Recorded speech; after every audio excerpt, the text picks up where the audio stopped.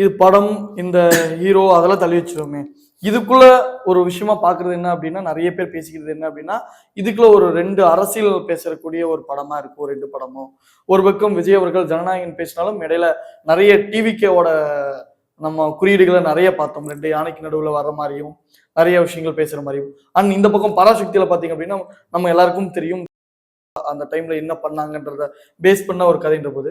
So இப்போ படம், கதாநாயகனை தாண்டி இது 2 அரசியல் கட்சிகள வச்சு எடுக்கப்பட்ட படம். அது சார்ந்து இருக்கக்கூடிய படம்னு சொல்லிட்டு இருக்காங்களே.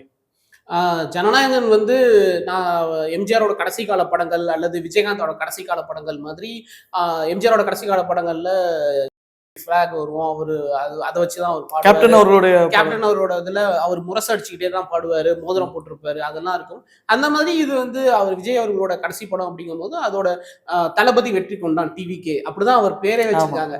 அதனால அது இருக்கிறதுல பெரிய ஒரு ஆச்சரியம் கிடையாது.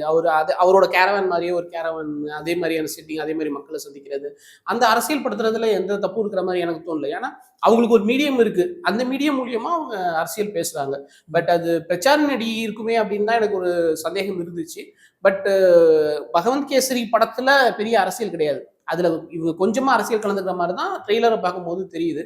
ஸோ முழுக்க முழுக்க அரசியல் சார்ந்து இருந்துச்சு அப்படின்னா எம்ஜிஆரோட கடைசி கால படங்கள், கேப்டனோட கடைசி கால படங்கள்லாம் எதுவுமே பெருசா போகல. அதுக்கு காரணமா அது வந்து ஒரு பிரச்சார படமா இருக்கும். இப்ப அவங்க கட்சிக்காரங்களுக்கு வந்து அவங்க 2.5 மணி நேரம் உட்காந்து அவங்க தலைவர் பிரச்சாரம் பண்றதை பார்ப்பாங்க. பட் ஜென்ரல் ஆடியன்ஸ் வந்து அதை வந்து தியேட்டர்ல அவங்க காசு கொடுத்து வந்து உட்காந்து எதுக்கு இன்னொரு கட்சி தலைவரோட பிரச்சாரத்தை பார்க்கணும் அப்படிங்கிற மாதிரி எண்ணத்துல அவங்க தியேட்டருக்கு வர்றது குறையும். ஸோ படத்துல எந்த அளவுக்கு அவருடைய பிரச்சாரம் இருக்குங்கிறத பொறுத்து தான் பொதுமக்கள்கிட்ட இந்த படம் எவ்வளவு தூரம் போய் சேருது அப்படிங்கிறது. எவ்வளவுக்கு எவ்வளவு கம்மியா இருக்கோ அவ்வளவுக்கு எவ்வளவு அதிகமா மக்கள்கிட்ட போய் சேரும்.